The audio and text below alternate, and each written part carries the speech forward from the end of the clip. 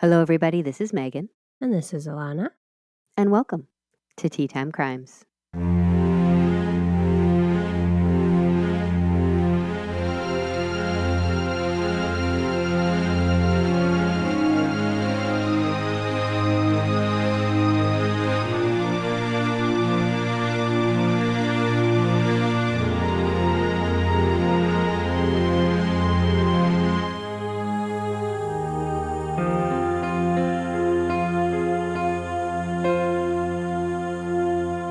Hello, welcome back for part 3 of the Highway of Tears. Typically, Alana goes first with the tea review, and then I dive into the true crime for the week. But we're switching the order since we have back-to-back episodes. But next week, we'll be back to our normal format. Well, actually, kind of. We'll tell you at the end. Won't be.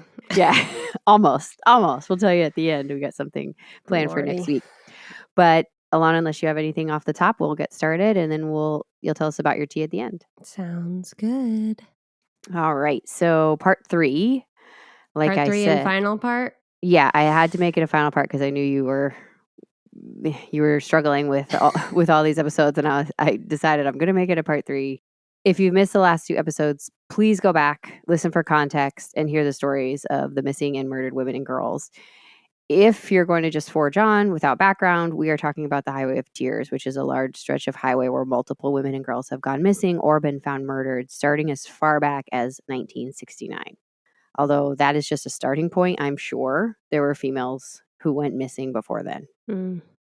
In 2005, a task force was created that started with Delphine Nicol's missing persons case in 1990.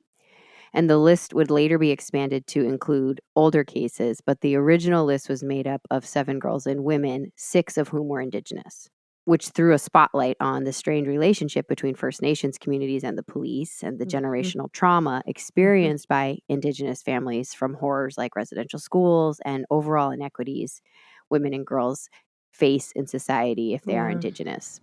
Truly. So like I said, go back, listen to episode 2 in particular, but also read the book Highway of Tears, a true story of racism, indifference, and the pursuit of justice for missing and murdered Indigenous women and girls by Jessica McDermott. So when we last left off, we were talking about Dina Bram, a murdered 17-year-old girl whose case remains unsolved. Right. Now, to date, she has not been included in the E-PANA investigation, making the last case we covered on the Highway of Tears that of Lana Derrick, the 19-year-old college student who went missing while out with friends. We also talked about Alberta Williams, who was murdered in 1989, and she was added to the list after. Right. So the most recent one would be Lana Derrick. So it's not until 2002 that the next case will appear under the E-PANA investigation.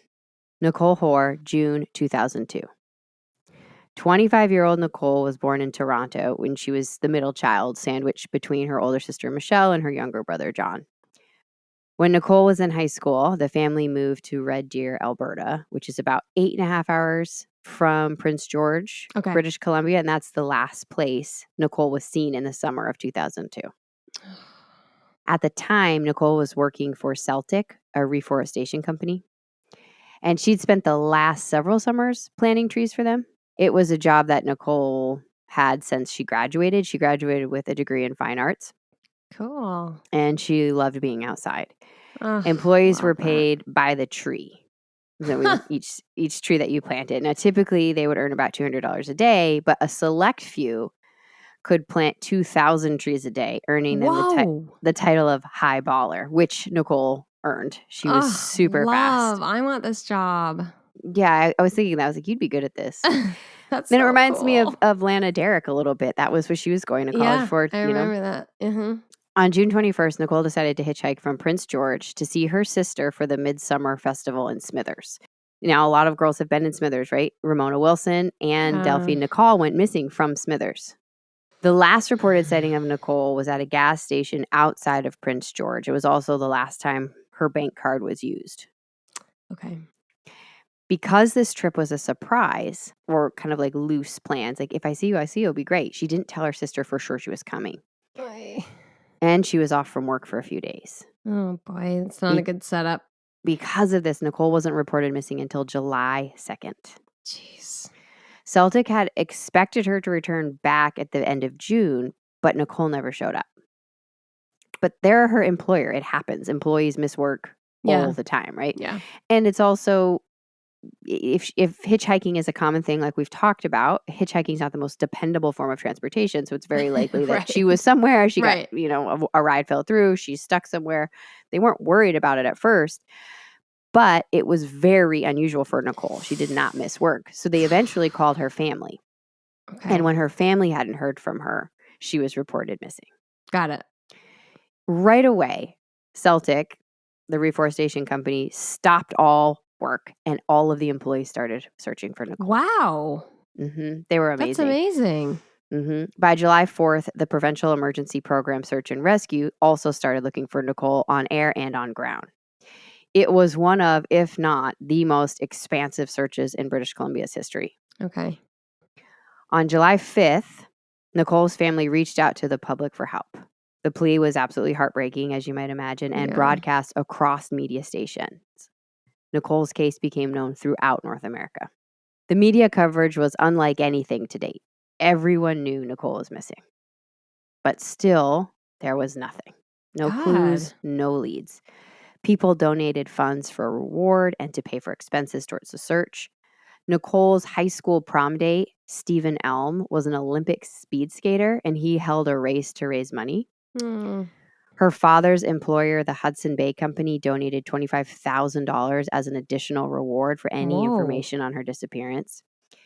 Even though Nicole will eventually be linked to the Highway of Tears victims and added to the E-PANA investigation, at the start, the RCMP separated Nicole's case, saying only geographically was there a connection, calling out the differences in the victims rather than looking for the similarities. Nicole was the first victim on the list that was not Indigenous. Okay. She's also the oldest victim. Right. Although the other girls, all teenagers, are being referred to as women. God, that boils my fucking blood. It's something we talked about in the previous. Now, Michelle, Nicole's older sister, remembers being surprised to find out there had been other victims. Other girls and women missing along the same road. She didn't know. She was even more surprised when she went to the police station with a bundle of posters she'd had made. There were no other Highway of Tears posters. What? None of the other females were pictured. Come on now. It wasn't long before Nicole's family realized that their experience was different from the families of the other victims. And Michelle said, quote, Nicole had a strong sense of justice. She would have been appalled. So with that realization, the family suddenly felt a great weight of responsibility. I'm sure. And they used this tragedy to bring the other cases into the light with Nicole's as best they could. But it's not their job. This is a family on the absolute worst day of their life trying to find their sister or their daughter. Right. Oh, man. The sociology study I mentioned in the previous episode by Kristen Gilchrist focuses on the difference, right, in how Indigenous women and girls are portrayed in the media, often in a more neutral or more negatively when compared to white women and girls. And like I mentioned before, Nicole is 6 to 11 years older, but she was referred to as a missing girl when all of the others were referred to as young women. And there's nothing inherently wrong with calling Nicole a girl, but it's the fact that you're trying to... the 15-year-olds. You're trying to make the children into adults. And the 15-year-olds are called women. And it makes a difference because... It does. The public reacts differently to hearing that a child has gone missing. Right? Exactly. And we still see this today. I mean, not necessarily only with Indigenous, but like other races too, where it's like, oh, a 17-year-old man. It's like, yeah. That's a boy. Yeah, exactly. And Nicole was described accurately, but still there was a description about her that painted her as an intelligent, adventurous, loving person. And she was. She was all those things. But you were saying last episode how it's kind of painted differently, like not necessarily negatively, but more neutral, you were saying? Exactly. So if you go back and look at the articles on Lana Derrick, for instance, they're all informational. Yeah. They basically just say she's missing, she has black hair and glasses. There's nothing to give her this sense of being a whole person, right? That in the Yeah. same way that Nicole's being portrayed. When Michelle, Nicole's sister, saw the articles, she also saw that difference, and she was devastated and saddened by the difference because Yeah. she understands how Right. those families are feeling, right? Right. It's this tragic thing that they all share. Yeah. When Matilda Wilson, Ramona's mother, saw the case, her first thought was, quote, "Oh God, not another one." Yeah. And she grieved for Nicole's family, knowing I'm exactly sure. what they're going through. Of course. And so think about how terrible that is for all the families. Yeah. It's not the families perpetuating any kind of issue here. No, of course not. They've all lost their loved ones. They all are sharing the same It's grief. the ripples. It's so upsetting that you have to deal with inequities on top of what's happening, right? Yeah. Like I said, there were no clues, no leads. Even despite all this media coverage, it didn't help them find Nicole. Before summer came to an end, Nicole's parents called off the search. They had Oh, man. covered hundreds of miles Yeah. and they could not find anything. It was an incredibly hard decision. How, like, you have to stop it at some point, but imagine having to just stop and go back to your life. Exactly. You can't really. You can't. It must have been so painful to leave there. Now, Michelle, her sister, talks about the pain and how unusual it is that after something like this has happened to you, people treat you differently. Mm-hmm. And no one really understands unless they too have gone through this. Yeah. To this day, Nicole is still considered missing and her case is unsolved. No. Yeah. So they never found her. They never found her body. What? With no leads in Nicole's case, or Ramona's, or Delphine's, or Roxanne's, or Alicia's, or Lana's, the annual rally Take Back the Night, which speaks out regarding violence against women, was renamed Take Back the Highway in 2005 to symbolize all the girls and women who'd been victims on this road. It was a show of strength and support from the community. But less than a week later, 22-year-old Tamara Chipman would go missing. No, stop. Tamara Chipman, September 2005. Growing up, Tamara was called Jack's shadow. Jack was her grandfather. He was a car mechanic, and she went everywhere with him. She loved him. But after Jack passed away, the family moved to Terrace. By then, Tamara was older, and she was a teenager, and she had this kind of fearless personality that sometimes got her into a little bit of trouble. Mm-hmm.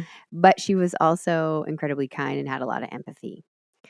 When her aunt, whose name is Gladys and will appear throughout the rest of this episode, made the brave choice to come forward and tell her own childhood story of abuse, Tamara showed up every day to see Gladys, sharing conversations over a pot of coffee and showing up to see her off to court. Gladys had to go and testify, and then being there when she got back at night. Tamara herself became a mother at 19, and her love for her son was unwavering. Still, the family started to suspect that Tamara was struggling with addiction because they started seeing her less and less. Oh, no. On September 21st, 2005, Tamara was heading out of Prince Rupert towards Terrace, hitchhiking around 4:30 p.m. Terrace is where Tamara's father, Tom, lived, and Prince Rupert was where her mother resided. Okay. So Tamara often would go back and forth between the two. But her father was a fisherman, and he could be gone for days or weeks at a time. Because of this, nobody realized Tamara was missing. Oh, okay. There's her a mother gap. thought she was with her father. Her father didn't know she was headed to him, thought she was with her mother. In October, Tamara missed a court date. Friends thought the disappearance might be intentional, that she was trying to evade the court date. But when her father returned home from his latest fishing excursion, he knew something was wrong. By then, it was early November. Tamara hadn't paid her rent, and her bank account had been untouched. On November 15th, police started investigating. Yeah. On November 24th, the province featured an article on Tamara's disappearance. Her father, Tom, said, "It's hard, but we're trying to stay optimistic. I hope nothing bad happened, but I just don't have a good feeling about this. Yeah. She's been gone too long." Mm-mm. Now, Tamara's father felt the police were helpful and quick to respond, possibly because it was on the heels of Nicole's case, or maybe it was because more awareness was coming through about these cases finally Amnesty International Canada had recently published a report that placed the number of Highway of Tears victims at 32 rather than the 7, 9, 10 numbers that were always floating around. Yep. Also, what was going on in the media is the Picton Farm case. Women had gone missing in a section of Canada, and a man was charged with the murder of 6 women, although it's thought that dozens were murdered there. So all of those things are going on that could have pushed Tamara's case to the forefront. It was also assigned to newly transferred RCMP officer Eric Stubbs, and who in 2022, he became the chief of police for Ottawa. And he said Tamara's case is one of the biggest regrets that he ever has that he couldn't solve it, because he worked tirelessly on this case and was really close with the family, particularly Tom. Damn. Tom appreciated how often Stubbs kept him in the loop and offered support. And he told the Ottawa Citizen, "That was the only officer that was ever like that with me. I considered him kind of a friend. He was the only one who went out of his way to come and see me personally." That means a lot. It goes a long way. Yeah, that's one of the things that the families talked about is they didn't get updates. They don't know what's happening with the case. Right. So you're just sitting, waiting in the dark. Yeah, and it's torture. Ugh.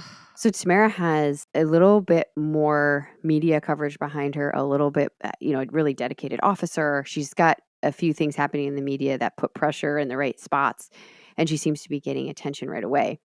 But it's still been 2 months since anyone's seen her. Yeah. Her father walked back and forth between Prince Rupert and Terrace looking for her. Whoa. Just up and down the highway. Jeez. The search and rescue came out, searching for her. Fellow fishermen, Tom was a fisherman, fellow fishermen came out. People in the community came out. There were tons of volunteers. They searched until the snow started. Once the snow started to fall, Gladys, her aunt, and Tom started driving around through different cities looking for Tamara. Yeah. Now, any lead or theory the investigators may have had was eventually ruled out. Police even questioned Tamara's ex, who was the father of her son, and he cooperated fully, passed a lie detector test, had an alibi. He was ruled out fairly quickly. They chased down other tips and leads. There was nothing. God, how does it happen? I know. Because we're in the 2000s now. Yes, I know. There's just no sign of her. It's not even a matter of getting evidence for her or Nicole. There's nothing to get. Yeah.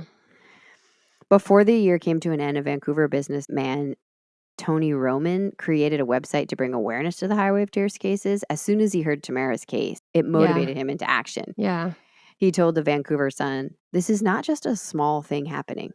Whether it's a single predator, it is difficult to say, but I thought this was something we need to explore further." Now, Roman himself was a parent and a grandfather of 6 in 2005. He'd also been a civil victim services volunteer for the RCMP in 1989. So he maybe had a little bit of a different viewpoint of these cases. On the 1-year anniversary of Tamara's disappearance, the police were still working over 200 tips, but there was nothing that would lead to an arrest or even locating Tamara. In memory of their daughter, Tamara's parents led a walk to Prince George. Just like Ramona's mother, they wanted to bring awareness not only to their daughter's case, but to all of the missing and murdered females along the highway. Yeah. The Terrace Standard quoted Tamara's mother, Corey Millwater, "It's been the worst year of my life. I'm sure. It's a constant battle every day. You don't really sleep. It's hard to eat. No one should have to go through this. We love her and we miss her so much. We need some answers." Yeah. The article ended by saying that Tamara's son, who was 3 at the time, would kiss her picture every time he saw it. Oof. Tamara's case still remains unsolved today. Ayla Sarek Auger, February 2006. Ayla was born in 1991. I know, we're really getting into present day. She was the youngest of 6 children, and Audrey, Ayla's mother, was a single parent battling addiction. Oh, man. Audrey was one of 9 herself and had survived a childhood of abuse. Her own mother, so Ayla's grandmother, lived with alcoholism after surviving residential schools. So you're still seeing that generational trauma being passed down. Because of this, Audrey was temporarily in the care of others who abused her. No. What?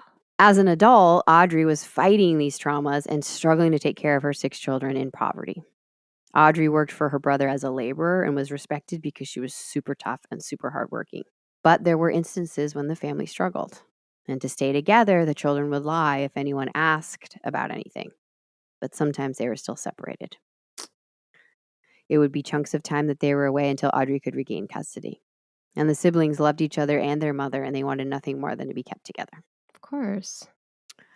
In 2004, Ayla also became a survivor of sexual assault herself No. when a man staying in their house sexually abused her. She's 13. Her 14-year-old brother, Tim, threatened to kill the man, Good. and Audrey moved the family right away. Beat him. For a time, the children stayed with Sarah, which was the oldest sibling. And every night, Ayla would go to sleep. Tim would put the couch in front of her door like a barricade and sleep on that. Oh. I know, you can see how they love each other. Eventually, the family was back together, and Audrey had settled them near Prince George. Okay. Here, Audrey started school to become a social worker, but she was unable to make her tuition payments, and she had to quit. She's really trying, all the time trying. God. Like, and living through a trauma. I know. She ended up finding work as a cleaner. They didn't specify which kind. According to an article in The Province, Ayla's older sister then became ill and had to be taken to another city for treatment. So Audrey went with her. No. When Audrey came back, she'd lost her job and had been served an eviction notice. Right on the heels of that, February 2nd, Tim and Ayla went to the mall with their other sister, Kyla. The three of them are hanging out together. After the mall, the girls want to go hang out with friends. Tim decides to go home. Mhm. As night fell, the girls were separated. Kyla went home assuming Ayla would be there. She wasn't. No. Audrey started looking right away, and the next morning went to the police station, where she says the police told her to come back in a few days. We No. can't do that. No. Police say February 6th was when the missing persons report was filed. But Audrey says that she went sooner and they wouldn't file it. Yep.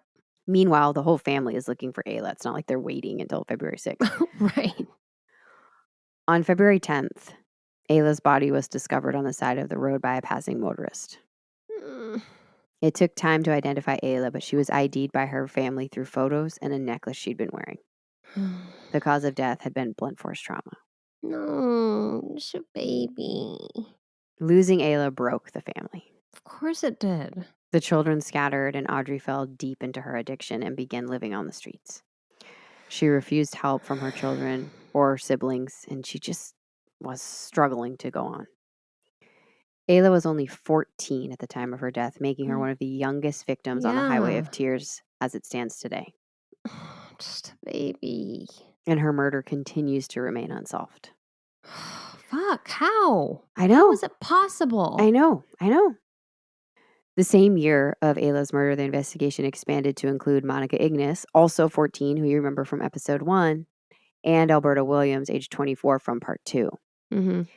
It also expanded the following year to include the rest of the cases that we know today, including 2 from the 80s that we have not covered yet, Maureen Mosey and Shelly Ann Bashu. So on May 8th, 33-year-old Maureen Mosey was hitchhiking to Kamloops. And Kamloops is the same destination as Gale Ways and Pamela Darlington, if you remember. On May 9th, Maureen's body was discovered a few miles east of Kamloops by a woman out with her dog. Just like with Monica Ignis and Lana Derrick, investigators attempted to use hypnosis to gather more details from witnesses. According to the article in the Vancouver Sun, the vehicle Maureen was last seen in was described as follows. Noisy, greenish-blue junker with an Alberta license plate hanging from the front bumper. No rear plate and a dangling tailpipe. The driver had dark, collar-length hair and 2 weeks old growth on his face. Despite running down thousands of license plates, no suspect was ever charged. And Maureen's murder remains unsolved. I just don't get it. On May 3rd, 2 years after Maureen's body was discovered, 16-year-old Shelly Ann was walking 5 kilometers home from her boyfriend's house when she disappeared. Her books and clothing were recovered on a riverbank, but her body was never found. To this day, her disappearance remains unsolved and is the only case technically located in Alberta. In 2006, a counselor for the Lheidli First Nations of Prince George called for a symposium to address the Highway of Tears victims. Rena Zatorsky was horrified by the violence that had been happening and was just absolutely moved to action by Ayla Sarakaje. Rena asked for leaders across Canada and families of the victims to come together to discuss a solution to stop the violence. Yeah. Quickly, she received funding and commitments from all over. Wow. And a date was set for March 30th and 31st. In parallel, Florence Naziel started a Highway of Tears awareness walk. Florence was a Wet'suwet'en elder and a relative of Tamara Chipman. At 52, Florence set out to walk the piece of highway from Prince Rupert to Terrace, beginning on March 11th. Florence was walking not only to bring awareness to the issue, but also to remember all the girls and women who had gone missing or been murdered. Not only was she related to Tamara, but she'd also been close to Delphine Nicole. Oh. Which is another common theme. A lot of people knew more than one victim. Yeah. Remember that girl who knew was friends with 3 of the missing. Yes. As Florence started walking, others joined her. Tamara Chipman's father, Tom, and her stepmother, Christine, as well as her aunt Gladys. Mm-hmm. When they reached Smithers, Matilda Wilson, Ramona's mother, joined in along with the Get Sand Spirit Walkers. That must have been a powerful walk. Florence was supposed to stop at Terrace, but she could not bring herself to quit. She just kept going.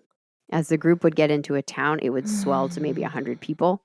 Wow. And then as they moved between towns, it would dwindle down to just a few and then swell back up again. Florence ended up walking all the way to the symposium, arriving just before the start date on March 30th. Jeez. Yeah.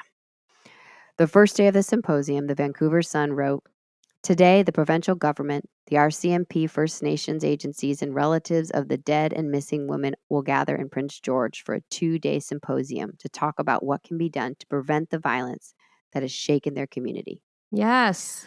The number of women who are missing depends on who you talk to."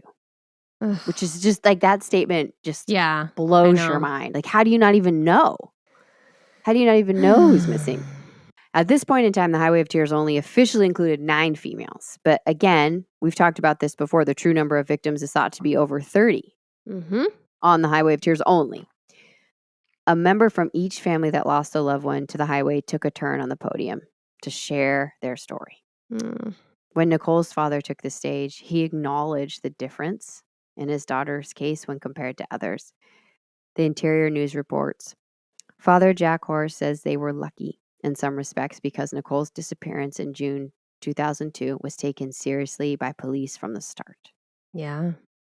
Which imagine having to, you know what I mean? Yeah, having to reckon with that. To acknowledge that and just feel everything you're feeling knowing that other families had to suffer in a different way. From the symposium, an extensive list of recommendations was created to facilitate actionable items to put an end to this violence. The recommendations focused on victim prevention, emergency planning and response, family support, and community support. They were incredibly reasonable things. These aren't all of them, but here's an example. Have a shuttle bus between each town. Right? Increase RCMP patrol in coordination with other public sector employees to stop people who are hitchhiking. Have a free bus ride program through Greyhound. Yeah. Add emergency phones along the road. Very smart. Have a billboard campaign to generate awareness. Also educate kids in school about the dangers of hitchhiking. Yeah. Kind of like the DARE program for hitchhiking. Increase frequency and availability for social services and recreational opportunities so people don't have to travel as far. Have an emergency readiness plan should someone go missing. That includes search and rescue right from the start. And have counseling services for victims' families that are qualified to understand the unique experience First Nations communities might be having. Yeah. Okay, so these are all incredibly reasonable, actionable items. Sadly, few of the recommendations were actually implemented. Although no new names have been added to the list since 2007, making Ayla Serra-Cogé the final name on the list, women and girls have continued to go missing. So why aren't they added? In 2007, Bonnie Marie Joseph was hitchhiking to Prince George and has not been seen since. Her belongings, including her wallet, were found near the water. In 2010, Emily Rose McLean went missing after a night out with friends and was later found murdered. She was only 16. In 2011, 20-year-old Madison Scott went camping with her friends and went missing from her campsite. Her body was only just discovered in May of 2023. Jesus Christ. In 2013, Immaculate Mackie Basil attended a party, was last seen with 2 men, and disappeared. No. Her family knows she would not have left behind her young son. Her case remains unsolved. What about the 2 men? In 2014, Anita Thorne was seen the evening of November 19th at a gas station and through a drive-thru, but she did not return home. The next day, her car was found at a rest stop on Highway 16. The 49-year-old has not been seen since, and there are no clues to her whereabouts. Oh my gosh. So in 2008, Gladys Raddick, Tamara's aunt, who we've talked about, started Walk for Justice. Gladys marched from Vancouver to Ottawa. The Ottawa citizen captures her words as she arrived on the steps of Parliament. Quote, "It's time Canada started to open its eyes and see the inaction and see that something must be done." Yes. End quote. Keep in mind, Gladys did this with a prosthetic leg. What? And when she's not walking, she drives a van around town with all of the pictures of the missing females taped to it so that no one forgets. Fuck yeah. Yeah. What Gladys demanded was an investigation into the violence against Indigenous women as a whole, not just the file started on the Highway of Tears. Right. Because it's such a larger problem. It's such a larger problem. Yeah. Gladys did this walk annually until 2016 when MMIWG, so Missing and Murdered Indigenous Women and Girls, conducted a national inquiry into the issue. From 2008 to 2016. Exactly. She walked every year. It's amazing. Like the dedication, the perseverance to this. I mean, and then you see something come from it. It's amazing. It wasn't until 2017 that more bus routes were finally added along the Highway of Tears. But the following year, Greyhound stopped services altogether. Why? In August of 2023, a billboard campaign began across the Highway of Tears. That's just a couple months ago. Jesus. According to the Vancouver Sun, the Ministry of Transportation has also allotted $10.2 million through 2025 for improvements along Highway 16. Resources have already been spent to add bus stop cameras and more bus pullouts so that they can pull over off the highway if needed. I assume if they see somebody hitchhiking. Yeah. Right, which is, it's just, I was like, oh, duh, that makes sense. Additionally, cell coverage is in the process of being improved along the desolate stretch of highway. And that will cost $75 million. Whoa. When completed, if I read that right. Holy shit. Yeah. Even with these changes, there is still more work to do. The true crime blog I mentioned in the first episode, Hue and Cry, lists the following additional victims outside the official Highway of Tears investigation. 2017, Frances Brown disappeared, actually foraging on the side of the highway. Oh. 2018, Chantel Catherine Simpson went missing after a party, and her body was found in the river shortly after. That same year, 18-year-old Jessica Patrick Balkser never returned home. Her body was found a month later. Again in 2018, 50-year-old Cynthia Martin left her mother's home on Highway 16 to go back to her own house and never made it. And most recently, 29-year-old Chelsea Kwa stepped outside for a cigarette on October 11th, 2023. Her remains were discovered 2 months later, and her murder continues to remain unsolved. Oh, man. So as you can see, violence is still happening. Yeah. And change is unbelievably slow. I mean, this symposium was so slow. This symposium was almost 20 years ago. Right, exactly. And they're just now getting some of the transportation, and a lot more things are happening through 2024, 2025, hopefully. I hope so. Like, you know, again, like things can get delayed or they can get deprioritized and you just worry about that. Yeah, it just, the transportation piece seems the most logical place to start. I mean, but even with that, even hitchhiking, it makes me so angry because you should be able to hitchhike. Right. Right. I mean, but you can't anymore. But you can. But the real issue is that there are people out there who are predators. They are taking advantage of females. And I don't know how you stop that. That's really the problem. So if you're interested in learning more, you can visit the highwayoftears.org or the Carrier Sakane Family Services website, which we'll put in the sources. They're involved a lot with a lot of the work around the Highway of Tears. Okay. So we talked about something similar for Savannah Greywind way back. I mean, this was early days for us. I think episode 10 or 11. And there's the missing and murdered Indigenous women. There's a chapter in the US, and then there's also in Canada, there's the missing and murdered Indigenous women, girls, and Two-Spirit.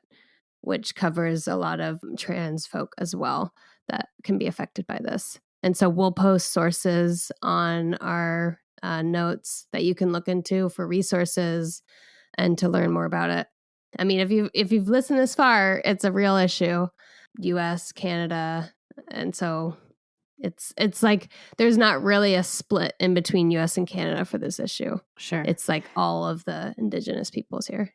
And there's, depending on what list, do your own research, because depending on what list you follow, there's Right. other girls and women that I Right. didn't cover or didn't mention. There's so many. There's so many so who are heartbreaking. victims of this violence and whose cases remain unsolved, whose loved ones are wanting to know what happened to them. Yeah.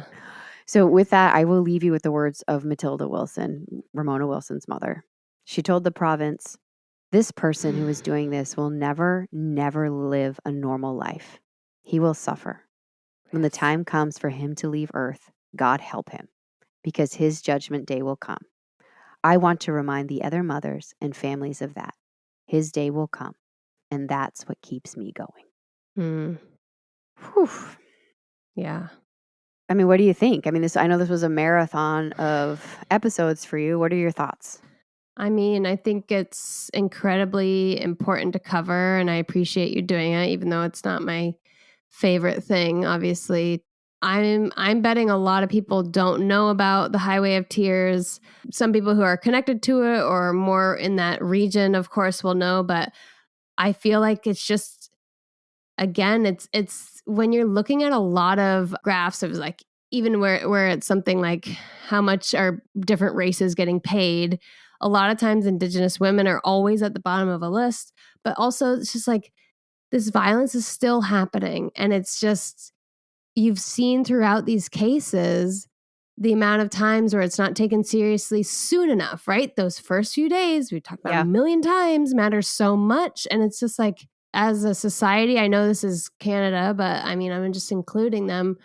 We have to do better and taking these things seriously, bringing awareness, which is why I appreciate that you did this series, even though it's challenging, because these are our cousins, our sisters, our daughters. These are real girls. Yeah. I've read so many things in the last several weeks. I'm blanking on who said this, but when they were talking about the number of missing and murdered women across Canada as a whole, and they were rounding up. Somebody was like, "You can't round up. That's a person. That's a person. That's a person. You have to. That's a number you have to know, because it's a person that is part of a family. That is a mother, is a sister, is a daughter, is a cousin. Yeah. It's a person, and those numbers need to be accurate because we need to try and find them." And that was so. I was, ugh. There are whole selves that are breaking groups of people with their missing. But grab that audiobook that I've been talking about, the Highway of Tears one by Jessica McDermott. It talks about so much of this in depth and talks about studies and struggles and what people are doing at a greater level than what I've covered today or in the last 2 episodes.